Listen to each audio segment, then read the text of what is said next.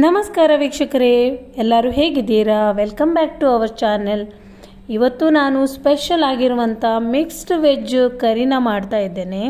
ಎಲ್ಲ ರೀತಿಯ ತರಕಾರಿಗಳನ್ನು ಮಿಕ್ಸ್ ಮಾಡಿಕೊಂಡು ನಾವೊಂದು ಗ್ರೇವಿನ ತಯಾರು ಮಾಡುವ. ಇದು ಅನ್ನ ಜೊತೆ ಇಲ್ಲಾಂದರೆ ಪೂರಿ ಜೊತೆಗೆಲ್ಲ ತುಂಬ ಚೆನ್ನಾಗಿರ್ತದೆ.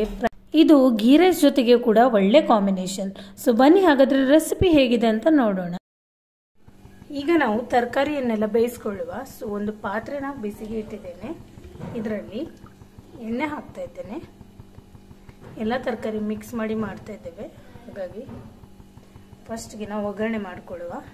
ಇದಕ್ಕೆ ನಾನು ಒಂದು 2-3 ತುಂಡು ಚಕ್ಕೆ ಸೇರಿಸ್ತಾ ಇದ್ದೇನೆ. ಆಮೇಲೆ 1 ಚಮಚದಷ್ಟು ಸೋಂಪು ಕಾಳು ಸೇರಿಸ್ತಾ ಇದ್ದೇನೆ. ಚಿಟಿಕೆ ಅರಿಶಿನ,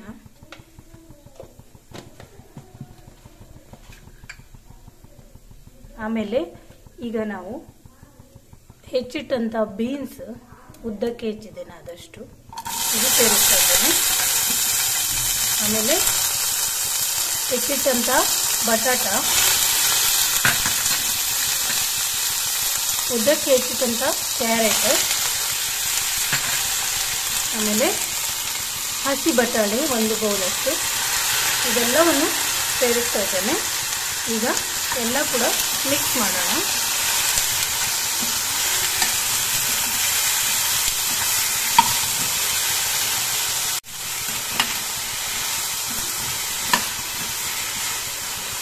ಇದಕ್ಕೆ ಇನ್ನೂ ಬೇಕಿದ್ರೆ ನೀವು ತರಕಾರಿನ ಆ್ಯಡ್ ಮಾಡ್ಬೋದು, ಇಲ್ಲಾಂದರೆ ಇದರೊಟ್ಟಿಗೆ ಇದು ಚೆನ್ನಾಗಿರುತ್ತೆ. ಬಟಾಣಿ ಬೀನ್ಸ್ ಎಲ್ಲ ಚೆನ್ನಾಗಿ ಕ್ಯಾರೆಟ್ ಜೊತೆ ಒಳ್ಳೆ ಕಾಂಬಿನೇಷನ್ ಇದು. ಸೊ ಇದು ನಮ್ಮ ಮನೆಯಲ್ಲಿ ನಾವು ಗೀ ರೈಸ್ ಅಥವಾ ಪುಲಾವ್ ಏನಾದರೂ ಮಾಡಿದರೆ ಅದರೊಟ್ಟಿಗೆ ಇದು ಸೈಡಲ್ಲಿ ಗ್ರೇವಿ ತುಂಬ ಚೆನ್ನಾಗಿ ಟೇಸ್ಟಿಯಾಗಿ ಬರ್ತದೆ. ಇದಕ್ಕೀಗ ನಾನು ರುಚಿಗೆ ಬೇಕಾಗುವಷ್ಟು ಉಪ್ಪು ಸೇರಿಸ್ತಾ ಇದ್ದೇನೆ. ಆಮೇಲೆ 1 ಗ್ಲಾಸಷ್ಟು ನೀರು ಹಾಕ್ತಾ ಇದ್ದೇನೆ. ನೀರು ಹಾಕಿ ಇದನ್ನು ಬೇಯಿಸ್ಕೊಳ್ಬೇಕು, ಮಿಶ್ರಣ ಮಾಡುವ.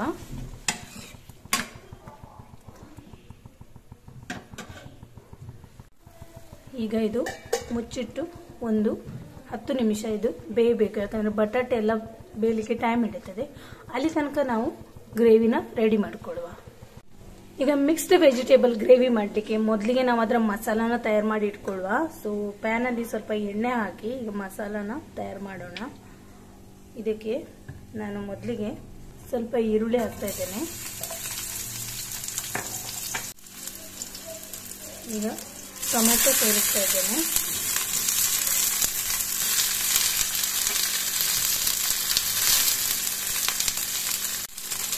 ಈಗ ಬ್ಯಾಡಗಿ ಮೆಣಸು ಸೇರಿಸ್ತಾ ಇದ್ದೇನೆ. ಸ್ವಲ್ಪ ಇದು ಫ್ರೈ ಆಗಲಿ. ಬ್ಯಾಡಗಿ ಮೆಣಸಿಲ್ಲ ಅಂದರೆ ನೀವು ಕೆಂಪು ಮೆಣಸಿನ ಪುಡಿನೂ ಆ್ಯಡ್ ಮಾಡ್ಬೋದು.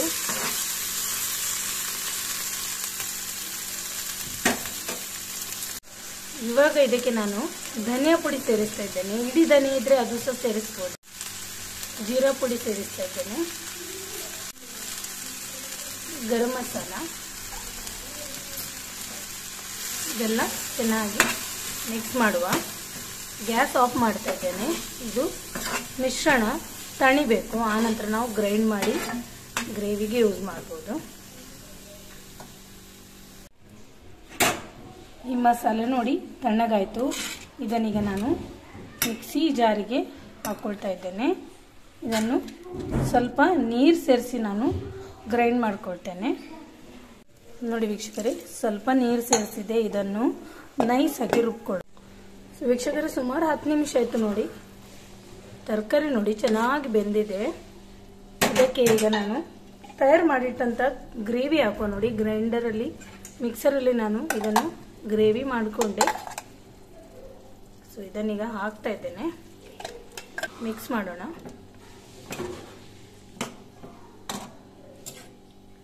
ಇದಕ್ಕೆ ನಾನು ಸ್ವಲ್ಪ ಜಿಂಜರ್ ಗಾರ್ಲಿಕ್ ಪೇಸ್ಟ್ ಆ್ಯಡ್ ಮಾಡ್ತಾ ಇದ್ದೇನೆ.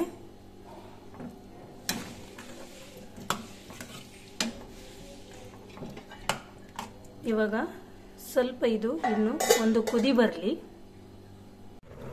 ವೀಕ್ಷಕರೇ ನೋಡಿ, ಗ್ರೇವಿ ಚೆನ್ನಾಗಿ ಕುದೀತಾ ಇದೆ. ಇದಕ್ಕೆ ಕಡೆಯದಾಗಿ ನನ್ನ ಹತ್ರ ಚಿಲ್ಡ್ ಹಾಲಿದೆ, ಅದರಲ್ಲಿ ಸ್ವಲ್ಪ ಮಲಾಯಿ ಇದೆ, ಅಂದರೆ ಮೇಲ್ಗಡೆಯಿಂದ ಶಾಯಿ ಬಂದಿದೆ.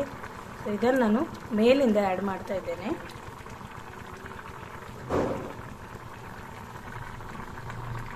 ಸ್ವಲ್ಪ ಸ್ವೀಟ್ನೆಸ್ ಆ್ಯಡ್ ಆಗ್ತದೆ ನಮ್ಮ ಪಲ್ಯದಲ್ಲಿ. ಸೊ ಈಗ ಒಂದು ಸರ್ತಿ ಇದನ್ನು ಮಿಕ್ಸ್ ಮಾಡುವ. ಗ್ಯಾಸನ್ನು ನಾನು ಆಫ್ ಮಾಡ್ತಾ ಇದ್ದೇನೆ. ಈಗ ಕೊನೆಯದಾಗಿ ನಾನು ಸ್ವಲ್ಪ ಕಸೂರಿ ಮೇಥಿ ತಗೊಂಡಿದ್ದೇನೆ, ಇದನ್ನು ಆ್ಯಡ್ ಮಾಡ್ತಿದ್ದೇನೆ. ಇದಿಲ್ಲ ಅಂದರೆ ಕೊತ್ತಂಬರಿ ಸೊಪ್ಪು ಸಹ ಆ್ಯಡ್ ಮಾಡ್ಬೋದು. ಸೊ ಈಗ ನೋಡಿ, ಟೇಸ್ಟಿ ಯಮ್ಮಿ ಆಗಿರುವಂತಹ ನಮ್ಮ ಗ್ರೇವಿ, ಮಿಕ್ಸ್ಡ್ ವೆಜಿಟೇಬಲ್ ಗ್ರೇವಿ ರೆಡಿಯಾಗಿದೆ. ಸೊ ವೀಕ್ಷಕರೇ, ನೀವು ಕೂಡ ಈ ಪಲ್ಯನ ಒಮ್ಮೆ ಟ್ರೈ ಮಾಡಿ. ನಿಜವಾಗ್ಲೂ ಇದು ತುಂಬ ಟೇಸ್ಟಿಯಾಗಿ ಬರ್ತದೆ. ನಮ್ಮ ಈ ರೆಸಿಪಿ ನಿಮಗೆ ಇಷ್ಟ ಆಗಿದ್ದರೆ ಲೈಕ್, ಶೇರ್, ಕಮೆಂಟ್ ಮಾಡಿ ಹಾಗೂ ಚಾನೆಲ್ನ ಸಬ್ಸ್ಕ್ರೈಬ್ ಮಾಡೋದನ್ನು ಮರಿಬೇಡಿ. Thank you for watching.